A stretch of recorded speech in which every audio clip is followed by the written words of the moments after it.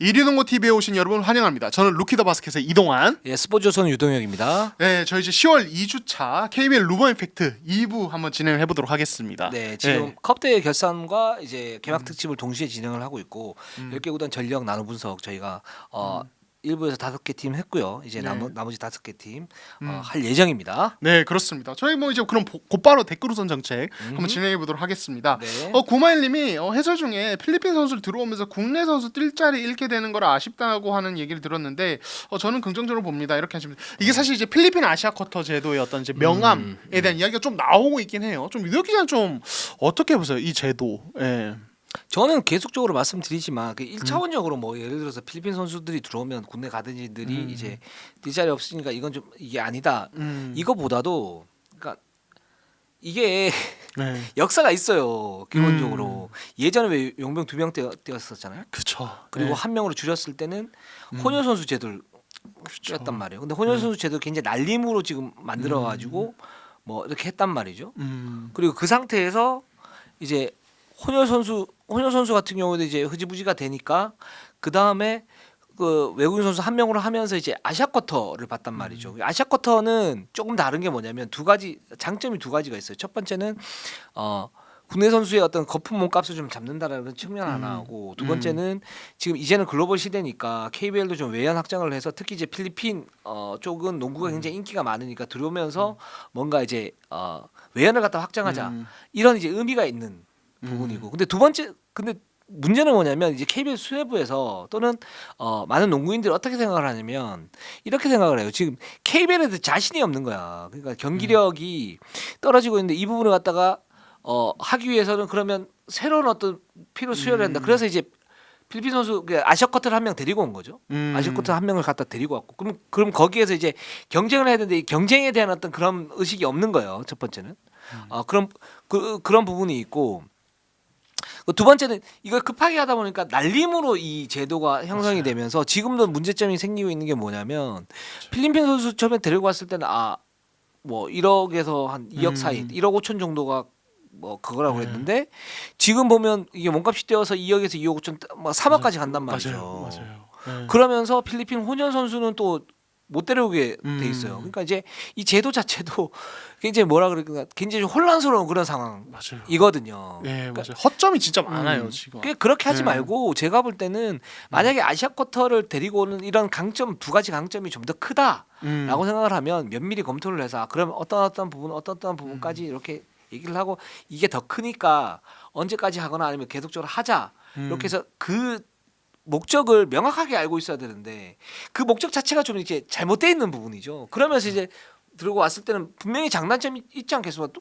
단점은 당연히 국내 선수 일자리 이럴 수 있죠. 근데 그걸 대학 관계자가 얘기하면 그게 객관적이겠습니까? 그렇지 않죠. 그러니까 이 어떤 제도가 딱 들어왔을 때는 이게 명함이 분명히 있는데 이 명함을 정확하게 파악을 하고 어떤 목적이 가장 중요한 건지 그리고 그 목적을 극대화시키기 위해서는 우리가 어떻게 해야 되는지 이런 거 좀 봐야 될 것 같아요. 네. 이제 뭐 유현 기자께서 이제 제도적인 측면에서 좀 얘기를 해주셨고 저는 네. 이제 그냥 정말 인게임에서 어떤 국내 선수와의 어떤 어떻게 보면 자리 경쟁? 네. 왜냐면 샐러리 캡도 국내 선수 샐러리 캡에 들어가고 네. 이렇게 되기 때문에 뭐 신인왕도 가능하고 네. 뭐 이런 선수들이 있어서 그 얘기를 좀 하자면은 저는 이거 이제 대학 선수들이나 국내 선수들 아니면 이제 대학 관계자분들 되게 섭섭할지 모르겠지만 저는 이거 훨씬 낫다고 봐요. 이게 왜냐면은 그러니까 진짜 특히 이번에 데뷔하는 신인들 보면서 어떤 느낌 들은 대학 경기 보면서 어떤 느낌 받았냐면 요즘에 대학 리그 보면은 180 초중반대에 특색 없는 가드들이 진짜 많아요. 맞아요. 예. 그렇다 보니까 사실 어떤 선수가 와도 임팩트 주기가 진짜 힘들어요. 극소수예요, 진짜로. 맞아요. 예, 그리고 사실 대학 리그 선수들의 어떤 경기력의 어떤 이제 계속된 하향 평준화는 몇 년 전부터 국내 이제 뭐 프로 지도자들이 얘기를 했던 부분이고 사실 이 부분에 대해서 또 이제 어제 대학 쪽의 어떤 아마추어 지도자들 입장이 좀 다르죠. 예, 네. 어떤 이제 현실적인 어떤 부분들이 있지만은 어쨌든 대학에서 오는 선수들의 어떤 레벨 자체가 되게 떨어지고 있다 보니까 네.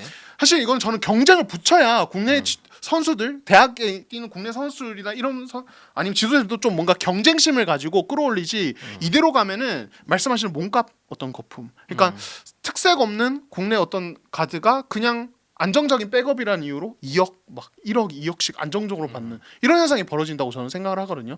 솔직히 저는 아바리엔토스나 알바누나 이런 선수들이 와서 사실 국내 선수들의 어떤 출전 시간을 잡아먹는 부분 분명히 있지만 이 선수들이 와서 아니 미국 선수가 아니라 필리핀 선수가 하는데 이렇게 색다른 모습 보여주네? 이거 되게 좋은 자극이 저는 될 수 있다고 봐요. 예, 이게 저는 아시아 쿼터 같은 어떤 외연 확장을 기반으로 하는 제도의 강점이라고 보고 아쉬우면은 더 좋은 선수를 발굴하고 더 기량을 늘리면 되는 게 아닌가. 그러니까 예전에 뭐 이제 전혀 다른 스크린 쿼터 제도 이런 이슈가 있지 않았습니까? 그러니까 국내 선수를 어느 정도까지 도대체 보호해줘야 되냐. 국내 어떤 국내에서 나온 것들을. 근데 저는 이거는 외국 선수 제도는 몰라도 이 필리핀 선수, 아시아 뭐 이제 필리핀, 일본 이런 선수들로부터까지 우리가 보호를 해줘야 되냐? 이거를 경쟁을 오히려 붙여야 된다고 저는 생각을 해서 저는 이 부분은 좀 그렇게 동의가 되지는 않아요. 예. 현 시점에서는 저는 정확하다고 봐요. 예.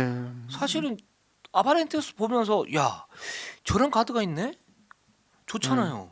그렇죠. 난 이선 알바로 보면서 야 이대공이 굉장히 깔끔하게 하네. 야 뭔가 이제 프레시함을 느끼거든. 이게 농구 팬 여러분들도 그렇게 느낄 거예요.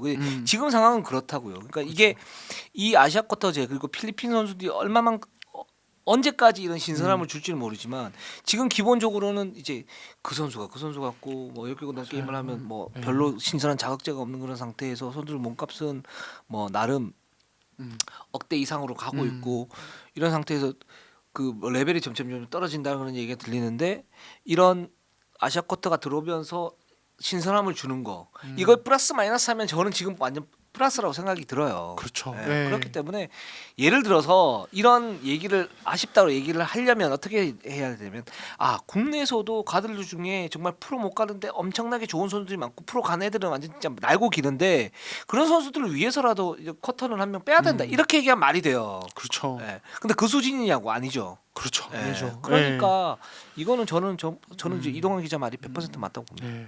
그래서 이제 어떤 마이너스적인 부분 향후에 말씀하셨던 제도적인 보완과 방향성 설정을 좀 네. 명확하게 하면서 좀 보완하는 게 좋지 않나. 네. 네. 근데 저희가 뭐 아마 이거 계속 얘기하게 될 것 같아요. 이 제도가 되게 이제 좀 지금 벌써 임팩트를 주고 있기 때문에 네, 네, 네. 네, 좋습니다. 자. 네, 치케님이 이대성 확실히 호불호긴 하죠. 뭐 이제 이렇게 얘기하시면 이대성에 대한 얘기 해주셨는데 예. 지난주에 이제 이대성에 대한 얘기 이후로 네, 네. 그러니까 그런 거죠. 저에 대해서 이동환 기자는 왜 KGC 이렇게 싫어하냐. 네. 그처럼 이동환 기자는 왜 이렇게 이대성 싫어하냐. 거의 약간 이제 닮은 걸로 나왔어요. 나한테 복수하는 거예요. 저 회심의 미소를 지었습니다. 그런 얘기 나왔는데 그러고 저희가 이제 이렇게 그런 얘기를 하시고 나서 바로 이제 그 다음 경기에서 이대성 선수가 좀 이제 부진한 모습 보이면서 이게 어떤 얘기인지 알겠다 이런 동의하는 의견도 많이 있었고 아무튼 계속 좀 이제 팬분들끼리 의견이 갈리는 것 같아요. 네. 일단 진짜 마지막으로 얘기하는 건데 이대성 싫어하잖아요. 두경민 싫어하지 않아. 허웅 싫어하잖아. 허웅 싫어하지 않아. 뭐 수비 못하면 깐다고 싫어해요. 그런 거 아니에요. 그렇죠. 그런 거 아니고. 근데 이렇게 봤을 때 우리가 할 수 있는 거는 뭐냐면 이 선수에 대해서 장점이 있고 단점이 있으면 거기 장점에 대해서 이런 장점이 있고 이 선수의 단점이 어느 정도 메우기 위해서 어떤 노력에 그걸 보는 거죠. 노력을 그걸 보면서 이 선수들 이런 노력을 하고 있어 이런 단점을 메웠다라고 칭찬해 줄 수도 있는 거. 이게 메워지지 않으면 어떤 부분에 대한 생각이 좀 잘못된 것 같다라고 얘기해 줄 수 있는 거잖아요. 그죠? 그렇죠. 저는 그렇게 해야 된다고 보는 거고. 그러니까 이대성 같은 경우에 제가 이대성 초창기에 굉장히 좋아했어요. 엄청 좋아했어요. 그걸 이제 억누르려고 좀 노력을 많이 했는데 왜 그러냐면 농구에 미친 선수예요. 시절 봐도. 그리고 개인적인 어떤 능력을 갖다 키우기 위해서 막 노력을 해요. 오케이. 근데 거기까지 갔어. 근데 그 다음에 이제 돌출 행동이 나와요. 근데 이런 그 농구에 대한 어떤 그 자신의 어떤 노력 이런 부분들이 훨씬 더 좋게 보였기 때문에 그리고 좋았기 때문에 그리고 그런 그 신선함을 줬잖아요. 했기 그렇죠. 때문에 저는 뭐 그냥 돌출 행동을 할 수 있지라고 생각을 했어요. 음. 근데 그 이후로 계속적으로 노력을 하고 있는데 그 부분이 계속 안 고쳐져요. 안 고쳐지니까 이 부분을 갖다 얘기를 해야죠. 그러면 요거는 몇 년을 이렇게 보니까 이거는 이대성 선수의 약점 같다라고 얘기를 하는 건 저는 맞다고 보거든요. 그렇죠. 예. 얘기할 수 있죠. 약점이 예, 있으면 예, 분명하게. 예. 네. 그리고 그게 만약에 고쳐진다 생각이 들면 거기에 대해서 또 칭찬하면 되는 거고 예, 그렇게 생각이 듭니다. 네, 그렇습니다. 저희는 또 이제 뭐 단점을 지적하긴 하지만 좋아지면은 바로 칭찬. 태세 전환 그렇죠. 진짜 빠르거든요. 그렇죠. 저희. 아니, 태세 전환이기도 하고 네. 그게 어떻게 보면 저희 그냥 원칙이죠. 그러니까 그렇죠. 예를 네. 들어서 이동환 기자가 지난 시즌 막판에 이대동 선수가 이제 클러치 상황에서 어떤 자기 효율성이 떨어지는 걸 보고 미드레인지 게임을 하고 있다. 그리고 올 시즌에도 컵대에서 미드레인지 게임을 하고 있다. 이건 저는 굉장히 좋게 봐요. 엄청. 그만 해서 문제지. 그렇죠. 예, 예, 그렇죠. 그렇죠. 예. 그래서 저희는 최대한 좀 객관적으로 좀 보려고 하고 있다. 그래서 이대성에 대해서는 앞으로 또 계속 한번 얘기를 해보도록 예, 하겠습니다. 계속 그런 입장을 아마 견지를 할 겁니다. 네, 좋습니다. 될 것 같아요. 예. 네, 그리고 졸리형님이 KCC 매우 실망스러운 경기. 자, KCC가 좀 이제 이번 대회 이제 좀 조용하게 사실 끝났는데 네. 조금 우려가 되는 부분들이 있습니다. 어떤 네. 부분이요? 네, 일단 뭐 전력적으로 왜냐면 네. 우승 후보라는 네. 얘기가 나왔었지만 네. 그 정도까지 아닌 느낌이 있고 네. 지금 론데 할리스 제퍼슨과 기존 선수들의 호흡 이슈 뭐 이런 것들도 있고 네. 부상 네. 이슈도 있고 네. 네. 그런데 저희가 이것도 KCC 얘기할 때 한번 네. 해보도록 하겠습니다. 네, 알겠습니다. 네, 좋습니다. 좋아요. 자, 그러면 이제 첫 번째 팀 한국가스공사 한번 해보도록 하겠습니다. 네. 자, 컵대 첫 경기이고 두 번째 경기에서 4쿼터에 무득점 시간이 갑자기 급격하게 길어지면서 네. 마진에서 밀리면서 탈락해버린. 예, 그래서 이 진짜 어느 게 진짜 이 한국가스공사의 모습이냐 이게 조금 약간 혼란스러웠던 그런 대회였던 것 같아요. 예, 저는 이번 대회 보면서 한국가스공사하고 DB하고 좀 비슷하구나. 비슷하다. 그러니까 어떤 거냐면 객관적 전력은 S급인데 음, 이 팀이 지금 뭐 정효구도 어떻게 보면 새로 들어온 거고 그렇죠. 부상 있었으니까 그렇죠. 이대성 새로 들어왔죠. 음. 벨랑게 새로 들어왔죠. 여기 두 외국인 선수 다 새로 들어왔어요. 맞아요. 그러니까 손발을 맞출 시간이 필요한데 그런 그 변수 좋지 않은 변수들을 고려했을 때 가스공사는 강하다. 그러나 저런 점이 생길 수 있겠다. 이런 생각이 들었습니다. 그리고 현대모비스가 사실 1차전 끝나고서 2차전부터는 감을 잡기 시작했거든요. 그 팀이. 맞아요. 그러니까 만만치 않은 상대란 말이죠. 근데 거기에 약간의 방심도 살짝 녹아 들어가 있었어요. 예, 그런 부분도 있고. 그래서 가스공사 저는 여전히 좋다. 그렇죠. 예, 여전히 좋다. 관건은 저는 역시 투가드 라인업의 좀 운영인 것 같아요. 그러니까 네. 이대성과 이원대를 같이 쓰고 아니면 벨랑게를 붙이는데 일단 이대성 쪽에서 좀 뻑뻑함이 확실히 느껴지는 건 사실입니다. 맞아요. 그러니까 예. 또 현대모비스 같은 뭐 이제 감을 잡았다고 말씀하셨지만 또 조동현 감독도 2차전부터는 이제 이대성을 맡긴 어떤 수비를 네. 좀 어느 정도 준비해서 가져오고 거기서 발생하는 미스샷이나 턴오버를 현대모비스 역습으로 막 이어가고 그냥 몰아치면서 2차전부터 분위기가 확 넘어간 게 있었거든요. 예. 그러니까 어떤 부분이냐면 그렇게 이제 그 시속 게임을 할 때 이대성이 2차전에는 오히려 또 패스를 좀 많이 하는 그런 모습들이 좀 있었었어요. 그쵸. 뭐 그게 나름 괜찮기도 했었고 저는 이거를 갖다가 공고하게 하면 될 것 같다라고 생각이 들었었고 근데 단 현대모비스가 막 이렇게 그 치고 들어갈 때 그때 이대성은 정리를 해주고 여기서 뭔가 매조지를 해줘야 되는데 거기서 실책이 나와요. 그렇죠. 예. 이 선수 약점이 또 턴오버죠. 예, 그러니까 그것만 하게 되면 뭐라고 말을 못해요. 이대성이 뭘 하든 그것만 해줬으면 좋겠어요. 그러니까 근데 계속적으로 이제 그런 부분들에 대한 어떤 약점들이 나오니까 그렇게 되면 이대성의 플레이 스타일 얘기가 나오고 뭐가 나오는 그런 부분이거든요. 이거는 뭐 그러니까 저가 뭐 궁예도 아니고 뭐 추측해서 얘기하는 게 아니고 결론 보고 거기에 데이터 보고 이렇게 얘기를 하는 거니까 그렇죠. 그런 부분이 있으니까 근데 이대성도 음. 그럼 미드레인지 게임 하는 건 굉장히 좋고 또 손발을 맞추려고 하는 그런 어떤 시도 2차전의 어떤 그 시도 자체는 저는 나쁘지는 않았다라는 생각이 들고 근데 이게 과연 정규리그 실전에서 어떤 효과를 나타낼지는 아직 미지수다. 그렇죠. 이런 생각이 듭니다. 예. 네, 그렇습니다. 네, 그리고 이제 은도회 같은 경우 확실히 이 선수 높이나 뭐 트레이션 저희가 뭐 얘기를 했지만 좋다. 좋아요. 네, 진짜 무섭다. 다만 이제 뭐 이제 공격적인 스킬셋의 어떤 네. 한계 딱 그대로 딱 나온 네. 것 같아요. 네. 예. 이 선수 근데 스킬셋 한개 그러는데 한 개 있어도 괜찮다. 그러니까 뭐가 있냐면 이 선수가 저는 이제 좀 고민했던 게 이 선수가 골밑 한정판이면 어떡하지? 그러니까 골밑에서 어떤 그 뭐 포스트업 공격 이런 것만 하면 어떡하지? 지금 그 테리가 약간 그런 모습이거든요. 그렇죠. 예. 근데 이 선수는 지금 미드 점퍼도 해요. 그래서 던져서 넣기도 하죠. 네, 맞아요. 그러니까 4-5m 지점에서 메이드를 시킨다고요. 그렇게 되면 저는 이 선수가 공격 그 스킬이 많을 필요가 없다고 봐요. 오히려 DB의 에르난데스가 공격 스킬이 많기 때문에 그 가드진과의 어떤 조화가 좀 잘 안 되는 그런 부분들이 있거든요. 이게 과연 메어질까 하는 그런 어떤 딜레마적인 요소들이 있는데 가스공사는 이 은도혜 선수가 스킬셋이 없기 때문에 오히려 그런 부분에 대한 걱정을 잘라낸 그런 느낌이 있어요. 그래서 이대성의 어떤 약간의 딜레마 이 부분만 좀 매조지를 하면 굉장히 강해질 수 있겠다. 저는 이런 생각이 듭니다. 예. 네, 좋습니다. 그래서 이제 또 가스공사 저희가 평점을 매겨봤는데 네. 이렇게 시작해서 이제 8.8점. 네. 이게 이제 거의 최고 점수 최고점이죠. 예. 주셨습니다. 그래서 저 같은 경우도 8.5점. 저도 뭐 거의 최고점인데 보면 이제 저희가 뭐 외국 선수진 뭐 이제 9점, 10점 둘 다 이제 굉장히 높게 평가를 했고 식스맨도 뭐 9점. 네. 그리고 뭐 이제 윙맨, 빅맨에 대한 이제 평점만 약간씩 다르고 거의 이제 평균적으로 굉장히 높게 평가를 했습니다. 저 같은 경우 이제 부상 변수 8점을 줬는데 역시 아무래도 정효군이 아직 뭐 이제 뭐 100%는 아닐 거다 보니까 뭐 그런 부분이라든지 그런 걸 감안해서 8점을 줬습니다. 네. 저는 외국 선수는 뭐 리그 최고다. 지금. 리그 최고다. 1, 2 옵션. 네. 은도의 할로웨이. 네. 예. 그리고 골밑슛이 10점인데 은도혜가 있으면 골밑 돌파 잘 못할 거다. 예. 그래서 네. 골밑 수비도 사실 지금 가스공사 같은 경우에 뭐 정효군의 이대현이 있지만 사실 골밑 수비가 그렇게 강한 팀은 아니었었잖아요. 그렇죠. 네. 예. 그랬는데 저 운동에 들어오면서 이 부분이 완전히 좀 날아간 것 같다. 외국 선수 한 명으로. 네. 그런 생각이 들고. 지난 시즌은 완전히 다르죠. 지난 시즌은 안 그래도 빅맨진이 약간 부상으로 이슈가 있는데 니콜슨까지 무너져 버리니까 그냥 완전 붕괴된 상태였고. 그러니까 그런 네. 타입의 선수를 쓰면 안 되는 거죠. 저는 계속적으로 전자랜드 시절부터 어떻게 이 말씀을 갖다 드렸냐면 전자랜드는 기본적으로 골 밑에 굉장히 강한 빅맨. 예를 들면 예전에 그 현대모비스 누구죠? 굉장히 잘하던 선수 있었는데 갑자기 기억이 안 나네요. 네. 그 이제 챔프전에서 또 맹활약했던 2019년 챔프전에서. 웃으면 여기에 이제 그 네. 이 사이가 약간 벌어진 그 선수. 갑자기 기억이 안 나네요. 네, 저도 갑자기 이름 생각 안 나네요. 브라이언 던스톤이요. 예. 브라이언 던스턴. 브라이언 던스턴. 예, 그렇죠. 네네. 네. 그런 네. 선수라도 아니면 그 오누아쿠 스타일.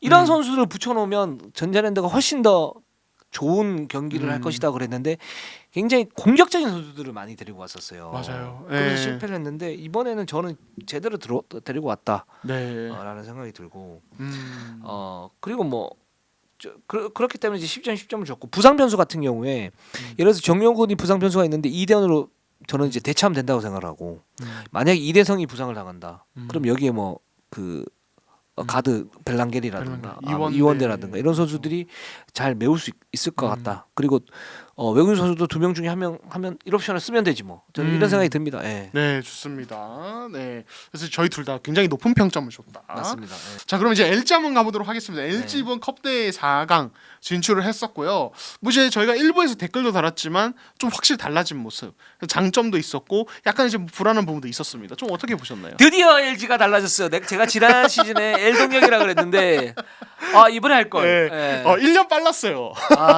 저 시대를 앞서가나요? 예. 시대를 앞서간 어떤 판단. 네. 예. 좀 어떤 게 좀 가장 많이 눈에 띄셨습니까? LG의 달라진 모습. 네. 일단은 그 코어에 대한 의존도가 많이 이제 분산이 됐다. 라는 부분하고 그렇기 때문에 로테이션 폭도 넓어질 수 있고 그리고 쓸 수 있는 카드들이 상당히 많아졌는데 이게 경쟁력이 있을 것 같다. 그러니까 세컨 유닛이 사실 지난 시즌에 굉장히 좀 약했는데 이 부분이 단테 커닝햄이 들어오면서 커닝햄이 들어오고 그다음에 이승우가 발전하면서 달라졌다. 그리고 또 하나 뭐냐면 조상현 감독이 이제 시스템을 2대 공격뿐만 아니고 모션 오펜스를 하는데 그 모션 오펜스가 사실은 이제 이관희 선수를 이제 1번, 1.5번에서 2번으로 좀 더 가까이 가게 만드는 게 핵심이거든요. 이제 그런 부분들이 잘 이루어지게 되면 LG가 지금 쓸 수 있는 카드가 굉장히 좀 많아졌다라는 생각이 들어서 많이 안정적으로 변했구나. 그렇죠. 이 팀이. 네. 네. 저 같은 경우 이제 또 저 인상적이었던 게 뭐 지난주에 얘기하신 이관희가 뭐좀 오프볼 부분이나 좀 이제 다른 모습이 좀 보인다고 이제 말씀을 하셨는데 그러니까 실제로 경기를 봐도 그러니까 예를 들어서 이제 뭐 핀다운 스크린 받아서 컬한다든지 뭐 네. 이런 식의 어떤 그 이제 그 전처럼 뭐 서가지고 2대1을 세팅하고 되게 정적인 볼 핸들러의 움직임이 많이 줄어들었어요. 네, 이관희 쪽, 맞아요. 그러니까 네. 윙 쪽에서 그러니까 일부러 모션 오펜스의 어떤 이제 그런 틀 안에서 이관이나 이제 이 가드들이 2대1을 하도록 좀 유도를 하시는 것 같다는 느낌이 들었고 네. 그렇다 보니까 좀 다채로운 움직임이 나오고 선수들끼리 뽀른 움직임을 통해서 뭔가 새로운 어떤 기회들이 창출되는 느낌이 좀 들었거든요. 그런 부분 상당히 좋고 뭐 세컨 유닛 얘기하셨지만 저는 의도적으로 이렇게 하시는 것 같은데 서민수랑 마레이 그리고 김준일과 커닝햄을 그냥 붙여서 쓰시면서 이제 조상현 감독님이 어떤 스페이싱의 어떤 이슈도 이제 줄이고 세컨 유닛도 강화한 어떤 일석이조의 효과를 어느 정도 누리고 있지 않느냐. 뭐 이런 생각이 저는 들었습니다. 아 정확합니다. 예. 정확하고 저는 그리고 또 하나가 뭐냐면 이 팀 케미가 어떻게 갈지 모르겠는데 현대모비스하고 4강할 때 조상현 감독이 작전 타임에서 이관희 선수를 굉장히 야단치는 장면이 있었어요.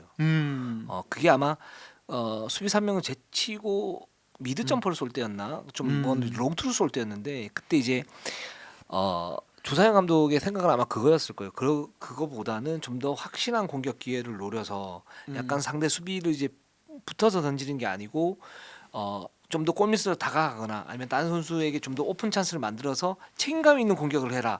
뭐 이런 주문이었을 거예요. 근데 살짝 애매하긴 했어요. 이간에서 슛을 던질 수도 있거든. 그 선수 슛이 나쁜 선수도 아니고. 그렇죠. 근데 승부처였고 거기서 흐름이 밀리는 상태에서 그냥 그렇게 툭 던지고 말면 되느냐 뭐 이런 식으로 얘기를 했는데 그 얘기는 맞는 것 같아요.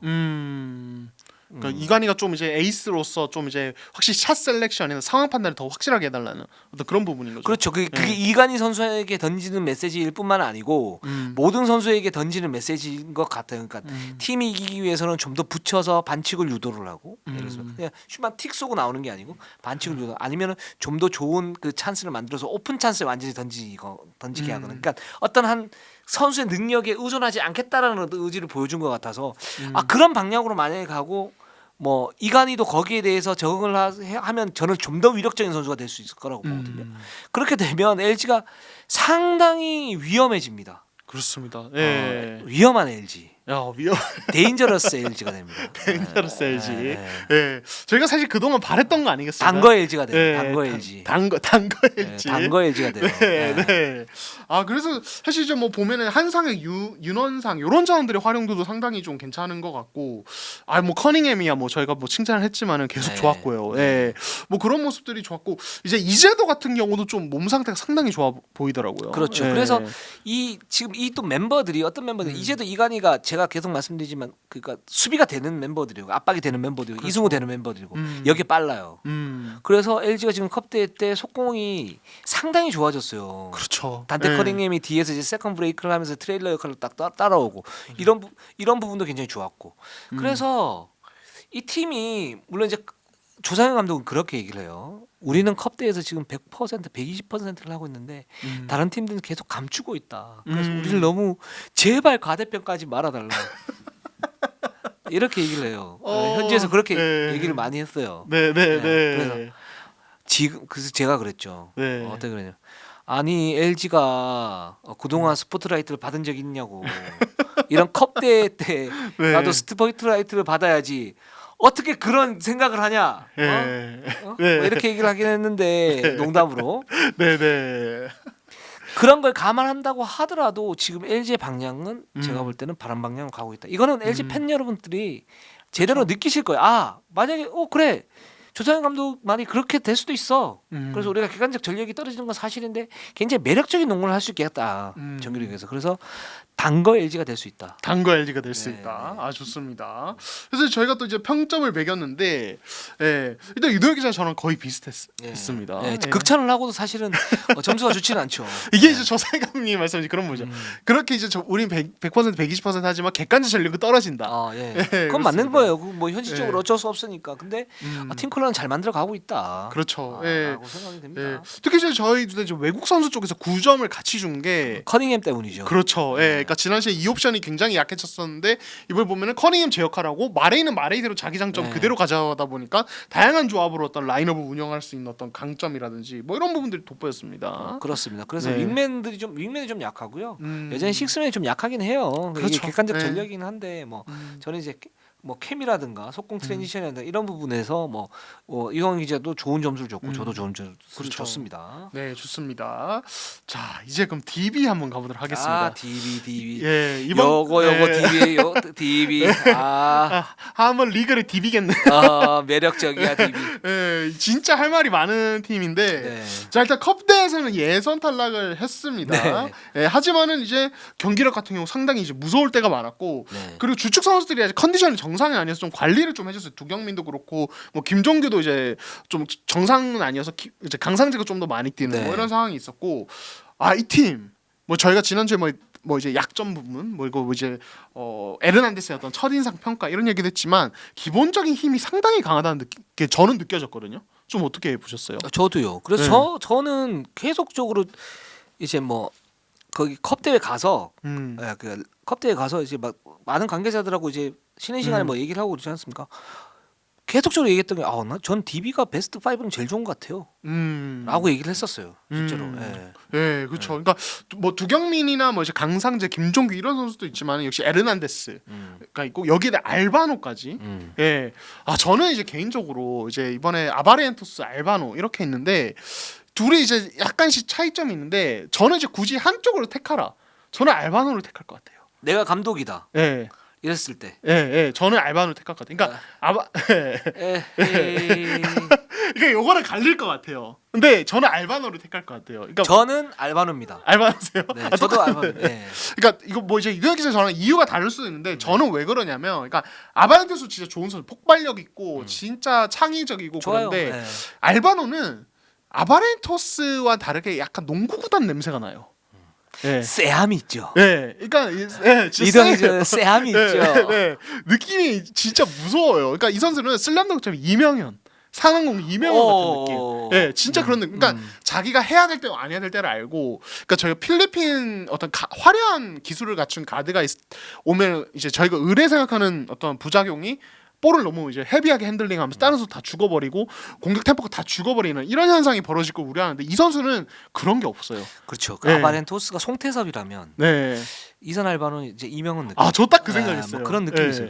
예, 그래서 이제 볼이 없는 상황에서 볼이 도는 상황에서 자기가 볼 잡자마자 캐치 이후에 바로 어떤 간결한 동작 가져가야 될지 알고 전체 수비 흐름을 읽으면서 패스 게임 할 줄 알고 그러니까 자기가 나서야 될 때와 템포를 죽이면서 다른 선수의 공격을 뭐 에르난데스나 강상재에게 줘야 될 때 뭐 이런 타이밍도 알고 그러니까 여러 가지로 농구에 대한 이해도가 다르다. 그래서 이 선수의 어떤 이제 해외에서의 어떤 영상을 봤을 때 제임스 하든 같다는 얘기를 했지만 수정하겠습니다. 하든이 아니에요. 하든은 이제 볼을 다 죽이거든요. 근데 이제 1대1이 너무 무서우니까 이제 그냥 뛰어난 선수인 건데 이 선수는 그냥 다른 것 같아요. 자기 흐름을 죽여가면서 이제 템포를 좀 줄여가면서 다른 선수 살리면서 자기 할 거 다 하는 굉장히 농구에 대한 이해도가 다르다라는 느낌을 저는 받습니다. 저도 그랬어요. 사실 이제 솔직히 말씀드리면 컵대 때 DB의 공격 흐름은 아주 안 좋았습니다. 아주 안 좋았다. 예. 우당탕탕이었다. 시스템이 제대로 갖춰져 있지 않았어요. 뭐 두경민 사실 많이 안 뛰었고요.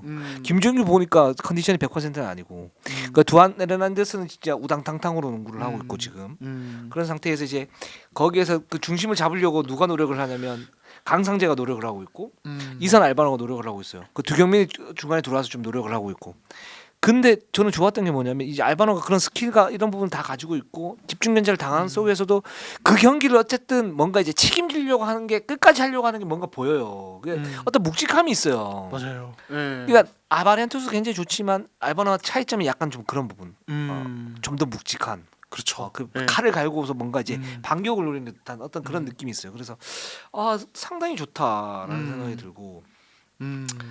지금 보면 지난번에 말씀드렸지만 이제 두경민은 올라올 거예요. 그러면 알바노하고 원투펀치가 꽤 좋을 거다. 그렇죠. 나쁘지 않을 거다라고 보고 있고 그다음에 김종규의 몸 상태가 좀 걱정이 되긴 해요. 계속적으로 안 올라오고 있는데 이 선수가 올라와야 되는데 지금까지 작년도 안 좋았고 지금 컵 때도 이렇게 보니까 그렇게 썩 좋은 것 같지 않아요. 근데 뭐 평타는 칠 것 같고 그럼 여기서 두안 에르난데스가 좀 더 묵직하면 좋은데 예를 들어서 온도에 같으면 좋은데 이 선수가 또 우당탕탕이거든요. 그러니까 공격도 괜찮아요. 그 드리블도 막 치고 다니고 그래서 물어봤어요. 제가 이상범 감독한테 뭘 물어봤냐면 사실 외국인 선수 그것도 센터가 공을 이제 치고 가는 거는 그렇게 좋은 건 아닌데 이거 어떻게 조절하실 생각이시냐라고 얘기를 하니까 열에 한 두세 번 정도는 하게끔 만들 거다. 왜냐하면 이 선수가 해외 리그에서도 이제 그런 원맨 속공을 했을 때 이제 좋은 결과들이 많았었고 근데 나머지 한 7번 정도는 이제 자제시키도록 이렇게 하고 가드에게 주고 들어가는 걸 할 것이다 뭐 이렇게 조정을 할 것이다 했는데 그건 좀 봐야 되는 문제고요. 왜냐하면 에르난데스의 어떤 성향 문제니까 봐야 되는 문제고 이제 그런 부분만 좀 치면은 이 선수가 프레임이 좀 얇긴 하지만 골밑에서 버티는 힘이라든가 그리고 수비에서의 어떤 집중력이 좀 떨어지긴 하는데 그 집중력을 가지느냐 안 가지느냐의 문제지 수비 능력 자체가 나쁜 것 같지는 않더라고요. 그래서 이 선수 에르난데스를 어떻게 좀 조정을 시키느냐 여기에 따라서 DB가 좀 달려있긴 한데 딱 묶으면 이 팀의 베스트 5가 제일 좋구나. 저는 이런 생각이 들었습니다. 예.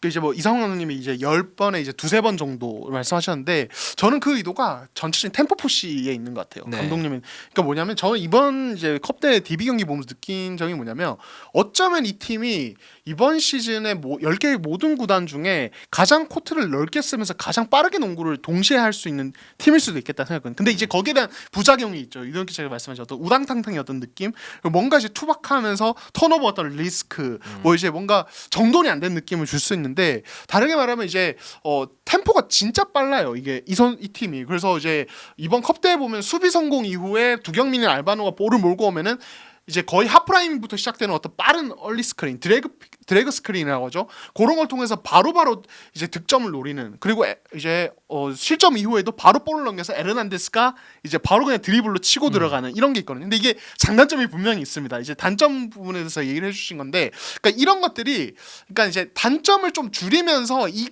템포와 이 코트 넓게 쓰는 걸 가져가면은 저는 그래도 이 팀이 어떤 본연의 공격력을 살리는데 좀 좋지 않느냐. 이건 뭐 생각이 조금 다른 부분이지만 저는 그렇게 생각이 들었어요. 그래서 이 팀이 어떤 최승욱이 그 어떤 수비적인 카드 역할만 안정적으로 계속 해주면은 공격력 극대화하면서 어떤 수비는 어떤 평균 레벨의 어떤 모습을 유지하는, 그래서 어떤 진짜 높은 것을 노릴 수 있는 팀으로 가지 않을까.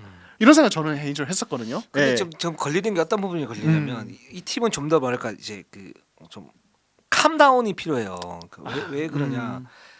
두경민도 공격적인 선수고 이선 알바노도 그쵸. 이제 수비보다는 공격, 그러니까 다재다능한 편이긴 한데, 그러니까 수비에 강점이 있다라고 볼 수 있나라고 봤을 때 그 정도는 아니거든요. 강상재도 그렇고 김종규도 그렇고 두한 에르난데스도 그렇단 말이죠. 거기 이제 최승욱이 들어가서 수비에서 뭔가 이제 역할을 해주고 그래야 되고, 이준희 같은 경우에도 활동력을 바탕으로 수비를 해줘야 되는데 공격에서 뭔가를 딱 해요. 그러니까 이 팀이 굉장히 공격적 성향이야. 맞아요. 공격적 성향인데, 근데 저는 KBL 리그에서는 뭐 모든 농구가 마찬가지지만 기본적으로 수비가 바탕이 돼야 된다고 보는. 근데 이 수비의 바탕이 좀 불안해요, 이 팀이. 예. 그래서 저는 근데 그 수비의 바탕 불안한 게 공격 템포 푸시를 너무 빨리 가지고 가게 되면 이제 그런 부분 때문에 공격에서 힘을 쏟고 수비에서는 힘을 안 쏟는 경향들이 있거든요. 지금 DB가. 저는 이게 가장 큰 문제점 같아요. 특히 에르난데스. 그렇죠. 예. 그래서 만약에 에르난데스가 그 성향을 못 고치면 누가 해줘야 돼? 뭐 두경민이나 김종규나 이런 선수들이 그걸 보충을 해줘야 되는데 보충을 할 수 있겠냐고. 보충을 할 수 있겠지. 그러면 불만이 쌓일 수 있고 팀 케미가 아무래도 좋지는 않겠죠. 부작용이 발생하죠. 그렇게 되면. 그건 좋은 방향 아닌 것 같아요. 제가 볼 때는. 네, 좋습니다. 네. 그래서 그거를 이상범 감독이 어떻게 조절을 하느냐. 그러니까 수비에서 어떻게 그 조절을 하느냐, 이게 굉장히 좀 중요한 것 같긴 해요. 네, 좋습니다. 그래서 어떻게 보면 이렇게 좀 더 끈끈한 어떤 느낌이 좀 필요하다. DB는. 끈끈함이 부족해요, 이 팀은. 네. 그렇게 얘기하셨으면서 평점을 굉장히 높게 매기셨습니다. 저희가 이제 또 평점 매기는데 8.7점을 주셨어요. 네. 그러니까 뭐라 해야 되지? 너 왜 이렇게 못해? 이렇게 하시면서 사실은 이제 굉장히 높게 평가하시는. 할 수 있는 팀이니까요. 그 정도 역량은 이미 가지고 있다. 그러니까 이제 굉장히 잘할 수 있는 팀이기 때문에 우리 단점적인 이제 약점이 될 수 있는 부분에서 더 중요하게 얘기를 하시는 거죠. 네, 맞습니다. 그러니까 어떤 거냐면 이제 수비를 잘할 수 있는 팀인데 활동력이 굉장히 좋은 팀이고, 그래서 외곽 수비도 그렇고 골밑 수비도 그렇고 높기도 높고 할 수 있는 팀인데 공격에 집중하다 보면 그 부분이 약간 좀 소홀해지는 측면들에 대한 경계, 이런 부분이라고 보시면 될 것 같아요.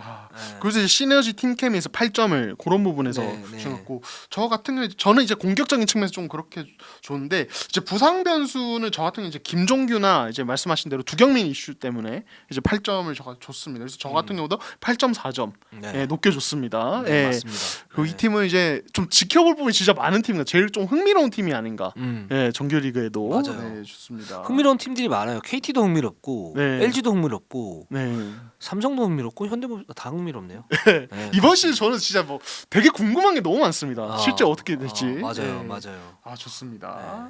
자, 그럼 이제 다음 팀 KCC 한번 가보도록 하겠습니다. KCC 요거 KCC도 마력 있어요, 이 팀이. 그러니까 뭐랄까요? 그러니까 뭔가 안정적인 우승 후보일 줄 알았던 봤더니 이제 까보니까 뭔가 이제 제가 얘기할 것들이 되게 많은 팀이었어요. 안정적인 우승 후보 아니에요. 네. 난 처음부터 그렇게 생각하지 않았어. 저는 아니라고 봐요. 예. 아니라고 본다. 네. 아 좋습니다. 한번 이야기를 해보도록 하겠습니다.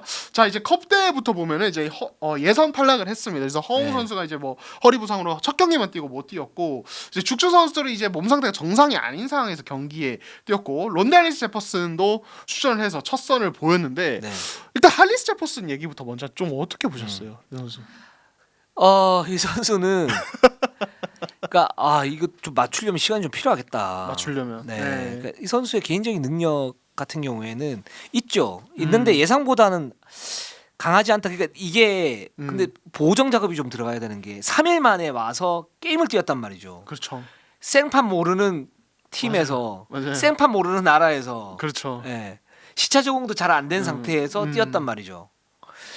그런데 열심히 뛰었어요. 맞아요. 그리고 미드레인지 게임은 괜찮아요. 그리고 골밑에 어떤 돌파 날카로워요. 근데 팀원하고 잘 안 맞아. 그리고 수비는 어떤 수비를 했냐면은 막 그 미스매치 상대인데 골밑에서 우직하게 들어오는 포스트업을 계속 수비한단 말이죠. 예. 그러니까 뭐 이 선수의 어떤 장점을 녹일 수 있는 그런 방법이 없죠. 예. 그런 그렇죠. 상태이고 뭐 전찬희 감독 그 부분 너무 잘 알고 있고. 네. 그래서 좋았던 점은 뭐냐면 일단 돌파는 굉장히 날카롭다. 일단 틀만 만들어 놓으면 이 선수 만약에 어떤 1대1 상대로서 스페이싱을 좀 넓혀주고 돌파를 만들어 놓으면 이 선수가 돌파를 하든 아니면 미드 점퍼를 쏘든 뭔가를 할 수 있는 선수구나라는 거 하나고 두 번째는 이제 수비에서의 어떤 그 기본적인 끈끈함은 가지고 있는 선수구나라는 생각이 들었어요. 저는. 네. 네.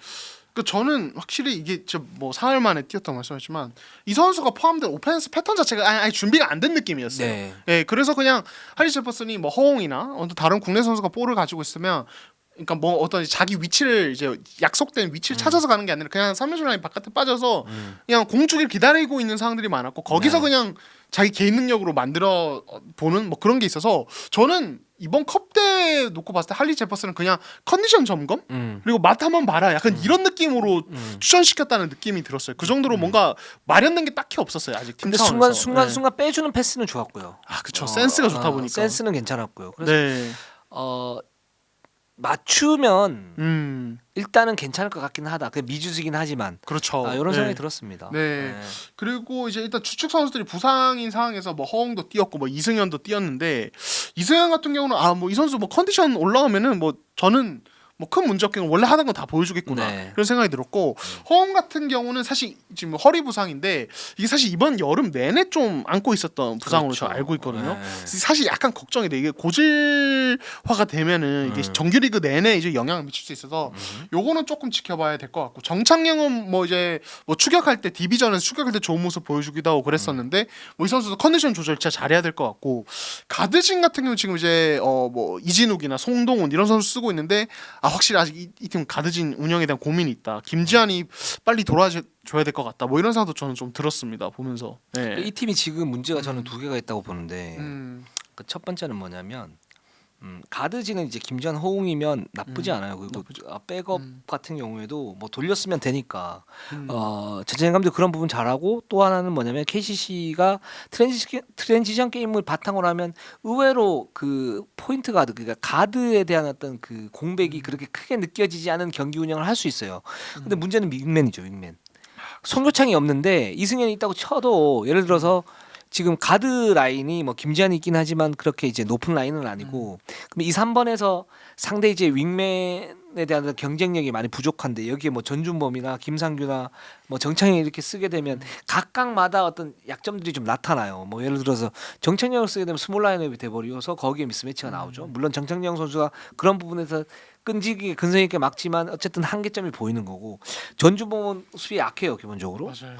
그리고 김상규는 느리고 그 상태에서 그러면 외곽에서의 어떤 그 세로 수비가 극강이냐 이 부분이 좀 문제인 게 라거나가 최근에 이렇게 보면 아시안컵 대표팀도 그렇고 지금 컵 대회에서도 상대 공격수들이 그냥 거침없이 올라가는데 반응을 못 해요. 그렇죠. 그냥 서서 이렇게 네. 이렇게 하다 그냥 서서 그냥 네. 보는 경우 많죠. 네. 그러니까 올라가가지고 뭐 이렇게 했으면 뭔가 이제 잡아가지고 블록슛을 하든가 이런 부분이 있었는데 그게 지금 전혀 안 나오고 있어요. 이게 안 나오는 게 컨디션이 안 좋아서 안 나오는 건지 아니면은 이 선수가 이제 조금씩 이제 노쇠화돼서 이제 떨어지는 건지 제가 볼 땐 대표팀에서는 대표팀에서도 좀 그랬었거든요. 맞아요.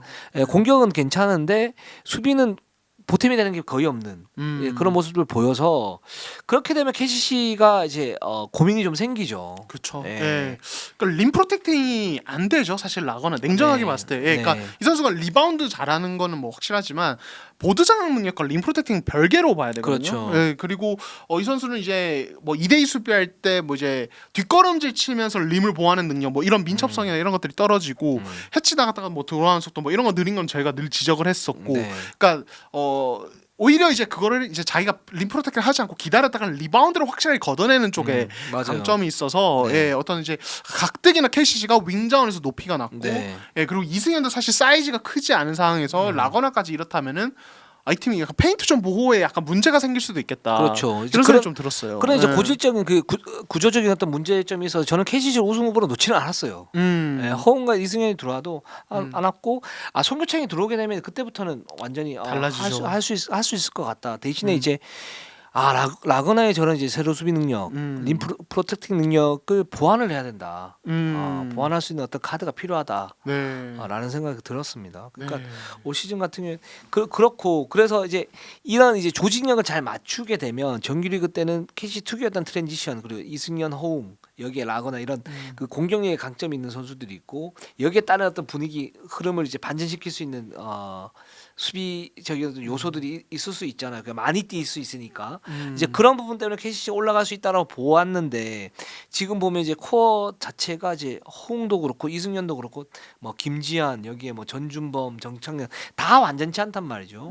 그렇기 때문에 그 다 완전치 않은 상태에서 론데 홀리스 제퍼슨이 들어왔는데 만약에 이 선수들이 딱 괜찮고 틀이 어느 정도 공고화되면 홀리스 제퍼슨의 어떤 활용도를 어떻게 할 것인가를 꼼꼼하게 디테일하게 전찬현 감독이 정리를 하겠죠. 근데 그렇죠. 아직 밑그림이 안 그려진 상태여서 이 선수를 데리고 와서 뭘 할 수 있을까 봤을 때 그래서 좀 시간이 좀 필요할 것 같아요. 맞아요. 필요하기 네. 때문에 이 정 감독도 컵대회 끝나고 난 다음에 최선을 다해서 뭔가를 하긴 할 텐데 1, 2라운드는 고전할 가능성이 농후하다라고 얘기했던 게 이게 그냥 단지 저는 엄살로 느껴지지 않았습니다. 네.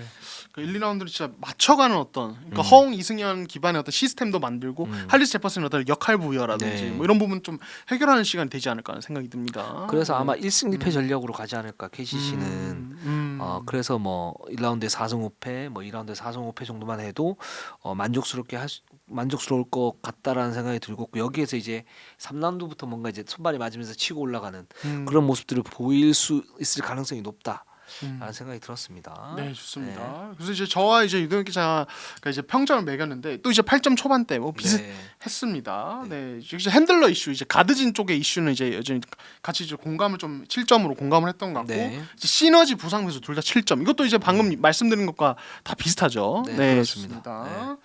자, 그 골밑 수비가 저는 9점 줬는데 그 9점 준 이유는 이승현 선수 때문이에요. 네. 정말 이제 오로지 이승현 선수 때문에. 네, 그렇습니다. 네, 좋습니다. 네, 자 그럼 이제 삼성 네. 한번 가보도록 하겠습니다. 삼성 매력적인 팀이죠, 아주. 네. 마성의 네. 삼성. 예. 또 삼동혁 아니시겠습니까? 그렇죠. 네, 좋습니다. 근데 이제 엘동력으로 바꿀까 지금 생각 중인데 아니 그 두 팀 사이에서 자꾸 왔다 갔다 하시는 것 같아요. 두 팀이 마성이 있어요. 네, 마성이. 마성이 있어요, 두 팀이. 네. 좋습니다. 그래서 이제 삼성이 이제 이번 컵대회 예선 탈락했는데 사실 첫 경기 이제 캐롯전 좀 고전했는데 두 번째 경기 SK전은 좀 내용이 나쁘지 않았습니다. 그렇습니다. 네. 일단은 이제 뭐 사실 이 메인 핸들러 쪽에서 이제 부상 변수가 좀 있어서 그쪽에서 뭔가를 아직 확인하는 쪽 상황은 아니었던 것 같고 일단 이제 이번 대회에서 좀 가장 또 눈길을 뜬 게 이메뉴얼 테리 약간은 또 약점들이 좀 포착이 된다. 뭐 이런 것도 좀 얘기를 할 수 있을 것 같아요. 예. 그렇죠. 공격은 굉장히 좀 한정적인 선수다. 기본적으로 림에서 멀어지면 멀어질수록 효율이 급격히 떨어지는 선수다. 이거는 뭐 이 부분하고 그다음에 프레임이 얇기 때문에 이제 골밑 수비에서의 어떤 버티는 힘이 완전치는 않다. 예. 이 두 부분인데 그래서 이 선수는 어떤 거냐면 이 두 가지 약점을 메우고 이 두 가지 약점은 가지고 있는 거기도 어떻게 메울 수가 없고 삼성은 좀 더 빨라져야 되고 좀 더 조직적이어야 되고 좀 더 2대 공격을 많이 섞으면서 공격 쪽에서 테리가 공헌도를 높여야 이 약점을 어느 정도 상쇄시킬 수 있는데 그런 삼성의 어떤 모습들은 전혀 안 나왔다. 전혀 안 났다. 네, 전혀 안 났다라고 생각이 듭니다. 네. 그러니까 테리의 이 버티는 수비는 단순히 이제 포스터뿐만 아니라 그러니까 리바운드 싸움할 때 박스아웃에서의 어떤 이슈로도 좀 이어지는 것 같더라고요. 제가 네. 경기를 봤을 때는 그래서 네. 좀 힘이 좋은 어떤 빅맨들과의 어떤 이제 리바운드 어떤 경쟁 거기서 뭐 수비 리바운드 사수를 확실하게 못한다든지 이런 네. 이슈도 있는 것 같고 그리고 이 선수 뭐 이제 저희가 얘기를 하지만 2대2 스크린 건 다음에 달려가는 속도가 보통이 아니다. 근데 이제 SK전에서 SK가 좀 이제 제가 느낀 어떤 방법을 썼냐면, 그러니까 이 선수가 스크린 걸고 달려갈 때 그 동선에 헬프 사이드에서 한 명이 와서 한번 범핑을 팍 쳐줘요. 근데 이 선수 마르지 않았습니까? 저희가 얘기를 했지만, 그러니까 속도가 확 죽어버리더라고요. 맞습니다. 그러니까 타이밍이 죽어버리는. 그러니까 이런 식으로 이제 이미 다른 팀들이 약간 이 선수 약점을 알고 약간씩 준비를 해오니까 아 이게 오히려 좀 뚜렷해진다. 예, 그래서 이 선수가 5대5의 굉장히 로우 템포의 정제된 공격에서 2대2가 진짜 깔끔하게 되지 않으면은 이 선수가 공격에서 득점을 막 쏟아붓는 쪽에서는 사실 좀 그림은 기대하기 어려울 수 있겠다. 이런 약간 걱정이 좀 들긴 했었습니다. 맞습니다. 그렇게 네. 5대5 공격 좀 느린 템포의 공격을 할 때는 사실 데릭슨을 쓰는 게 맞고요. 근데 이 삼성은 일단 기본적으로 로테이션 많이 돌리면서 트랜지션을 강화하려고 하는 쪽으로 가고 있거든요. 그렇죠. 이제 그런 경기의 흐름을 가지고 갈 때는 테리를 쓰는 게 맞다라고 생각이 듭니다. 네, 그렇습니다. 그렇습니다. 그래서 저는 아직까지는 그러니까 좀 더 확인해봐야 될 게 뭐냐면 일단 테리가 골 밑에서의 어떤 밀리는 그런 부분들이 있다. 그렇게 되면 더블 팀을 붙일 수도 있고 또는 어떤 변형 수비를 갖다 쓸 수도 있잖아요. 이제 그렇죠. 그런 점에서 테리의 어떤 활동력이 도움이 될 수도 있는 부분이 있고 그래서 그런 삼성이 모든 어떤 그 시스템이 약간 완성되는 직전에 이 선수의 진짜 그 기량을 갖다 좀 판별을 그렇죠. 해야지. 네. 지금 상태에서 아무것도 안 되는 상태에서는 약점이 많을 수밖에 없다라는 생각이 들어요. 솔직히 그렇죠. 말씀드리면. 네. 네네. 그러니까 시스템이 견고하면 이 선수의 약점을 감추면서 뭔가 녹아들게 할 수 있는데 그렇죠. 그게 아니라는 네. 거죠. 그리고 네. 이 선수가 기본적으로 상당히 빠른 선수이고 높은 선수이고 2대 공격에서 이제 범핑을 했을 때의 어떤 그 밸런스 잃어버리면서 쭉 들어가는 스피드가 좀 낮아진다고 하셨잖아요. 근데 그 부분이 사실은 김시래나 이정현 이 두 선수가 제대로 작동이 되지 않으면서 이 선수의 어떤 강점을 못 살리고 있는 부분들이 있거든요. 그러니까 그런 부분까지 확인을 하고 난 다음에 이 선수에 대한 어떤 종합적 판단이 좀 필요하지 않나라는 생각이 들어요. 만약 그랬는데 불구하고 이 선수가 이런 약점이 나타난다 이러면 교체를 해야죠, 당연히. 그렇죠. 네, 네, 네. 좋습니다. 그래서 저희가 삼성 점수를 매겨봤는데 아무래도 이제 좀 7점 중후반대 네. 저희도 다 같이 매겼습니다. 예. 볼핸들러는 저희 뭐 8.9점 높게 평가를 했는데 역시 윙맨, 빅맨, 식스맨 쪽 다 약하다. 저희는 네. 뭐 같이 그렇게 봤습니다. 그렇습니다. 그래서 네. 그렇고요. 네. 그 부상 변수가 사실 김실의 이정현에 대한 의존도가 높을 수 있는데 이 선수들이 만약 부상을 당하면 사실 대체 카드가 마땅치 않다. 이런 부분이 깔려 있죠. 네, 좋습니다. 자, 그래서 이제 저희가 컵대회 이후에 어떤 각 팀들의 어떤 티어를 이제 좀 새로 이제 다시 얘기를 해야 될 것 같아요. 저희가 평점을 매겼고 좀 변화된 부분 한번 얘기를 해보도록 하겠습니다. 일단 컵대회 이전 이제 분류를 보면은 이도혁 기자께서는 이때 KCC 2티어 놓으셨네요 이미. 네. 예, 2티어에 놓으셨고 저도 사실 그때 2티어에 놨습니다. 예, 그리고 뭐 사실 이제 이렇게 놨었는데 자 그럼 이제 달라진 거 한번 보도록 하죠. 네. 예. 일단 저희 1차 하는 게 1티어에 4개 팀을 같이 놨습니다. 그렇죠. 이거 진짜 우승 누가 할지 알 수가 없다. 네, 그러니까 SK 한국가스공사가 2강을 봤는데 네. 저는 이제 DB나 KT도 좋다. 그렇죠. 예. 저 진짜 이 KT나 DB가 그냥 잡아버리고 우승할 수도 있을 것 같아요. 진짜로 어떻게 좀 다지냐에 따라서. 예, 물론 이제 약간 한 0.5단계 SK 한국가스공사가 위에 있지만은 KT DB가 이제 그 아까 말씀하신 각자의 어떤 약점들이 있지 않습니까? 네. 이거 외우면은 약간 충분히 상대해 볼 수 있지 않나 이런 생각이 들고요. 저는 이게 별난 이변이 없으면 가스공사 DB가 제일 강한 것 같고요. 가스공사 DB가 그렇게 그 바로 밑에 SK하고 KT 같아요. 저는 그렇게 좀 판단을 하고 있었죠. 네. DB가 오히려 이제 가스공사랑 이제 같이 좀 투탑이다 오히려. 네, 예. 네. 좋습니다. 네, 기본적인 힘. 네. 네.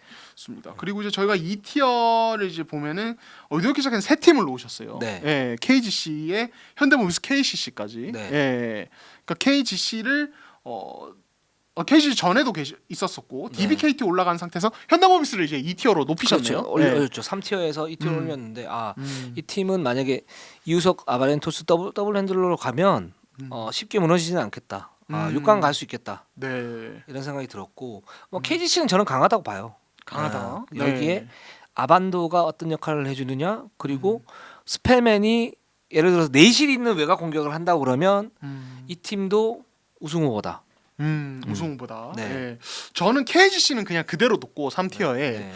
아직은 뭔가 티어를 바꿀 정도의 뭔가를 보지는 못해서 네. 그대로 놓고 대신 이제 현대모비스를 올렸는데, 근데 저는 이 팀이 2티어에 들어가긴 했는데 이 장기적으로 봤을 때 저스틴 녹스가 그대로 간다면 이거는 사실은 2티어에 놔도 될지 모르겠어요. 예, 저는 그 정도. 저스틴 예. 녹스는 지금 네. 현실점에서는 안 바꿀 이유가 없을 것 같아요. 바꿔야 될 것 같아요. 예. 저스틴 녹스는. 그러니까요. 예, 이게 뭐 특별히 큰 부상이 있거나 뭐 다른 이슈가 있다 모르겠는데 사실 그런 게 나온 건 없거든요. 예. 저는 저스틴 녹스를 저스틴 녹스를 싫어하는 게 아니고, 그러니까 특색이 없잖아요. 지금. 그쵸.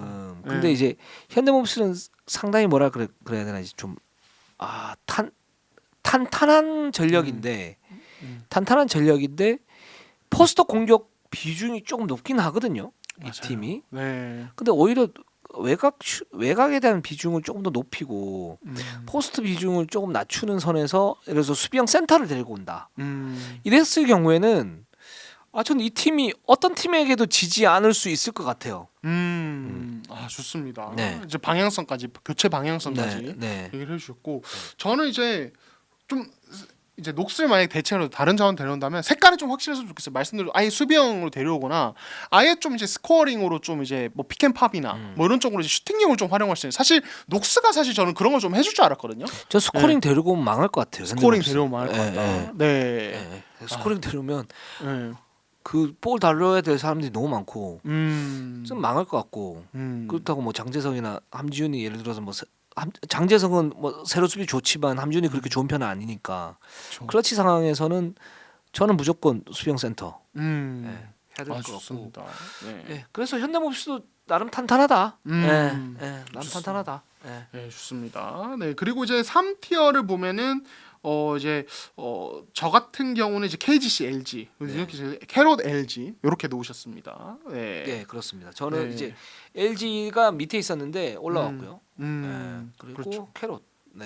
이렇게 해서 3티어. 네, 저는 뭐 그대로입니다. 두 팀 다 그대로 있고, LG 같은 경우는 좀 점수를 높게 줄 만도 하지만 현대모비스는 봤을 때는 아이팀도 이제 아직 뭔가 약간 한계점이 좀 보인다 생각이 들어서 3티어에 좀 그대로 놨고, 그리고 저희 둘 다 이제 저 같은 경우는 4티어에 캐롯을 이제 4티어에 놨고 4티어, 이렇게 예. 시작해서 삼성만 좀 놨습니다. 네. 네네. 요거는 이제 캐롯에 대한 평가가 좀 갈리는 거죠. 네. 그렇죠. 좋습니다. 네. 뭐 캐롯은 저는 원래 3티어 정도 놨었으니까. 근데 캐롯이 생각보다는 좀 더 약하다. 뭐 이런 느낌 들었어요. 네, 좋습니다. 네. 그렇습니다. 이것도 이제 과연 시작했을 때 네. 요대로 순위가 만들어지면 좋은데 변수들이 많거든요. 예. 만약에 이거 예. 다 틀리면 뭐 예를 들어서 막 한국가스공사나 DB나 KT가 만약에 뭐 미끄러진다. 6강 왔다 갔다 거리고 막 이런다 그러면 한강 가야죠. 네. 그들은 6강 못 가고 우리는 한강 가고. 예. 난 두 번 다시 머리 받기는 싫어. 머리 받고 싶지 않아. 선언하신 거예요. 대가리 받고 방송하고 싶진 않아요. 예. 그렇죠. 그때 기억이 새록새록 떠오르는데. 힘들어요. 힘들어요. 하면, 예. 그렇죠. 피가 여기로 몰려서 힘들어요. 이제는. 맞아요. 네. 일어나면 머리가 띵하죠. 네. 예, 그렇죠. 이제 욕 먹을 준비 됐습니다. 그럼요. 예. 봐요. 예. 두고 보자고. 예. 이제 조만간 이제 인터넷에 박제가 될 텐데 과연 어떻게 될지. 박제가 될지 예. 이게 성지가 될지 모르는 거죠. 좋습니다. 전 자신 있다고요. 네. 좋습니다. 자, 그래서 이제 저희가 개막 앞두고 이렇게 또 10개 구단 어떤 나노 분석과 티어 분류까지 했는데, 당장 이제 요번 주부터 이제 시작을 합니다. 시즌이. 네. 기대됩니다. 네. 예, 이제 또 많이 돌아다니시겠네요. 그렇죠. 예. 네, 많이 가야죠. 예, 좋습니다. 저 요번 시즌 한번 최선을 다해 보겠습니다. 알겠습니다. 예, 네. 좋습니다. 자, 빨리 마무리하세요 이제. 네, 마무리하세요. 그죠?